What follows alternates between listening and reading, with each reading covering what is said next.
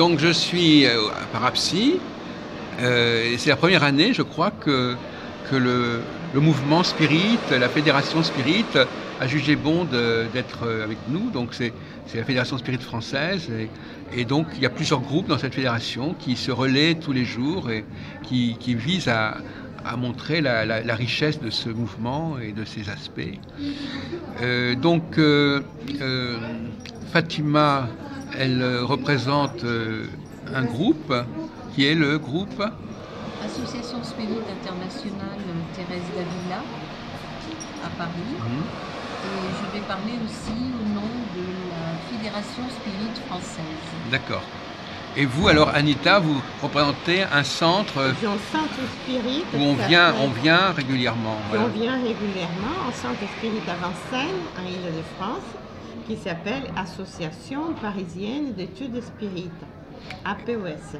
Et alors tous les deux, vous avez apporté des publications parce qu'elles émanent des structures auxquelles vous appartenez Alors, je vais commencer donc par ces publications qui émanent de la Fédération Spirit française et francophone, qui regroupe des groupes spirites qui diffusent le spiritisme tel que Kardec, Alan Kardec l'a codifié, le spiritisme avec des valeurs d'amour, de charité, de tolérance, de responsabilité. Et donc la Fédération Spirit vient pour la première fois, donc au Salon Parapsy, pour diffuser des ouvrages de spiritisme, notamment ceux d'Alan Kardec, dont le livre des esprits est épuisé. Et l'évangile selon le spiritisme qui sont épuisés, donc le livre des esprits contient la base du spiritisme. Et c'est un livre extrêmement important à lire pour bien comprendre ce qu'est le spiritisme.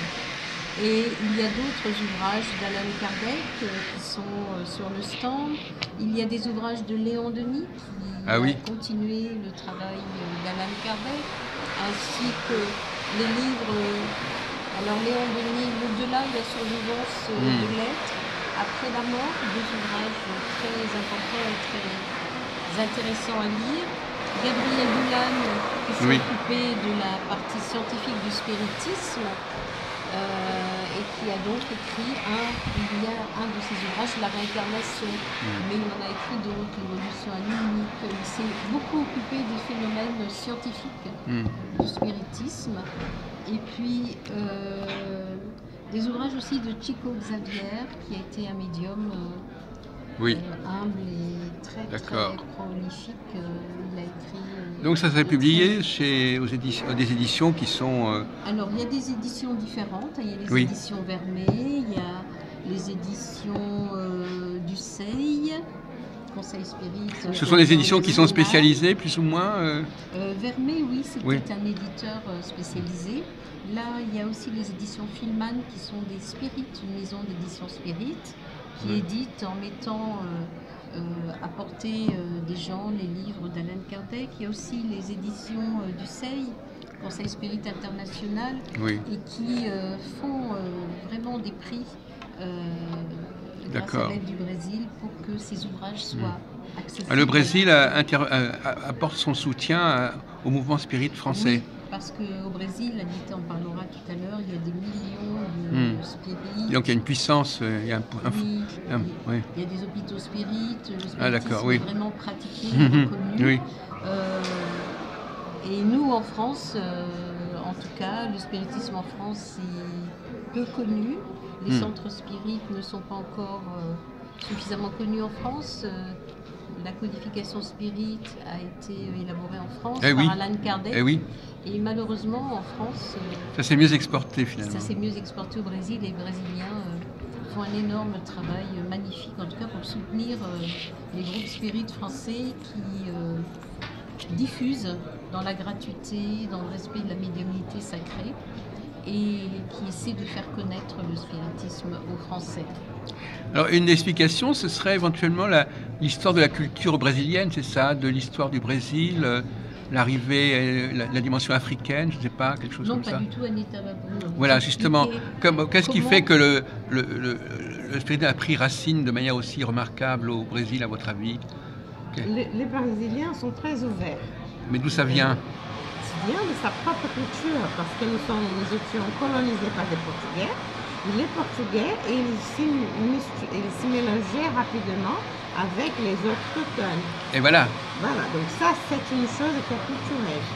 L'autre chose qui avançait, c'est quand le spiritisme, à l'époque de Kardec, a apparu dans le monde, ça veut dire qu'il y a eu une projection presque pour tous les pays.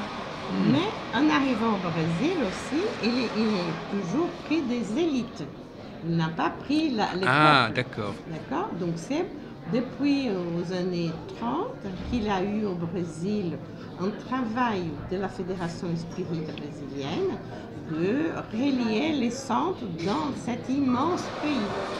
Donc là, il a un mouvement qui est très organisé, très fort, mais en parallèle à ce mouvement organisé, il y a d'autres qui ne sont pas de la fédération, mais qui travaillent.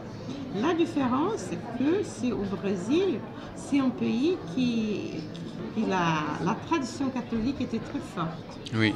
Donc, il n'y a pas de problème, par exemple, au Brésil, parler de dire de l'athéisme. Par exemple, personne s'y dit athée. Non, personne. Ça, c'est impossible pour un Brésilien dire je suis athée. Encore aujourd'hui. Encore aujourd'hui. D'accord. Il y a tellement, petit peu d'intellectuels qui prennent ça. Donc, ici en France, c'est différent. Ici en France, il y a plusieurs barrières. Ces barrières de l'interprétation, qu'est-ce que c'est cette providence divine. Donc il y a aussi la barrière que tout était facile jusqu'aux années 70, après la guerre. Donc, quand on a fini les 30 glorieuses ici en France, la réalité est tombée et les gens commencent à chercher, à comprendre. Alors voilà, donc, parce que moi je voudrais qu'il y ait un dialogue quand même. Oui. Donc finalement, il faut bien reconnaître que ce sont les gens qui sont passés par les religions officielles qui sont peut-être les plus perméables au spiritisme, pour qui le spiritisme peut faire sens. Et les athées, eux, ils ne sont pas trop sensibles à ça. Non. Donc c'est quand même le terrain religieux est quand même favorable. Au Brésil. Mais on peut parler de l'historique un petit peu, du pourquoi... Oui, allez-y, oui, ça nous intéresse. Oui, allez-y, quel est votre point de vue? Oui. Donc après la Deuxième Guerre mondiale, la société Spirit, l'Union Spirit française qui s'était constituée en France, a été fermée, a commencé à se dissoudre. Ah oui, d'accord. Il y a eu des responsables qui se sont désincarnés et le spiritisme en France est tombé après la guerre. Il y a eu des dissensions dans le mouvement spirit et c'est le docteur Bezerra de Menezes qui, au Brésil, a développé le spiritisme. Et c'est comme si les esprits supérieurs avaient fait en sorte, après la Deuxième Guerre mondiale, d'exporter le spiritisme au Brésil. Il y avait un terreau extrêmement fort, dont a parlé Anita. Et il y a aussi un problème énorme qui s'est passé dans le mouvement spirit, c'est qu'après la mort de Kardec, il y a eu une déviation sur la partie scientifique du spiritisme, puisque le spiritisme se compose de trois parties indissociables. Le spiritisme étant une science, une philosophie et une morale.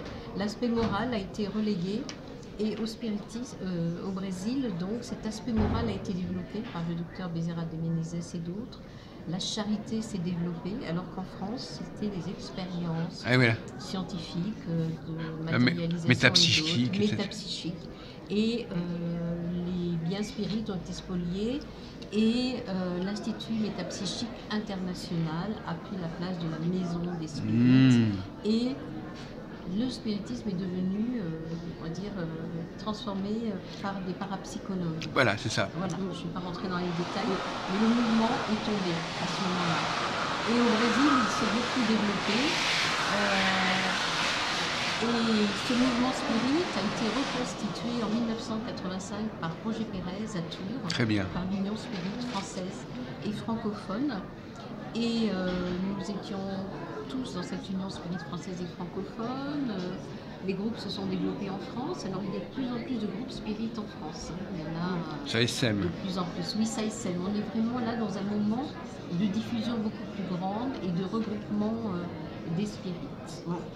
Comme je dirige un centre qui a une image externe, ça veut dire que nous sommes cherchés par des metteurs en scène qui vont faire des films, par des artistes qui veulent faire des expériences différentes et variées sous ces contacts avec le monde spirituel.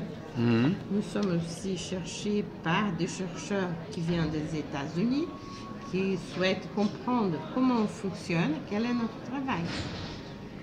Notre travail, comme j'ai déjà eu l'opportunité de dire, nous travaillons l'assistance spirituelle aux personnes voilà, justement. ou aux décédés. Voilà, alors donc finalement, rappelez-nous un peu comment ça se passe, c'est des réunions hebdomadaires Voilà, nous faisons des réunions toute l'année à l'attention du public, tous les vendredis soirs, les deuxièmes et les derniers samedis après-midi et les troisièmes samedis du mois, une réunion très spéciale, c'est questions-réponses. Les publics viennent, posent des questions sur le spiritisme et la médiumnité et nous répondons aux questions du public. Alors, et vous-même, alors quelle est votre façon de communiquer avec le public, Fatima? Oui, donc nous avons plusieurs centres spirites.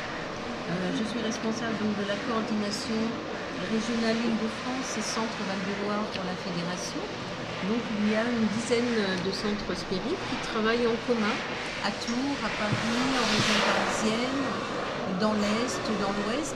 Alors on est unis même avec la PES, qui n'est pas dans la fédération. Elle n'est pas dans la... D'accord. Non, mais on collabore vraiment dans la fraternité.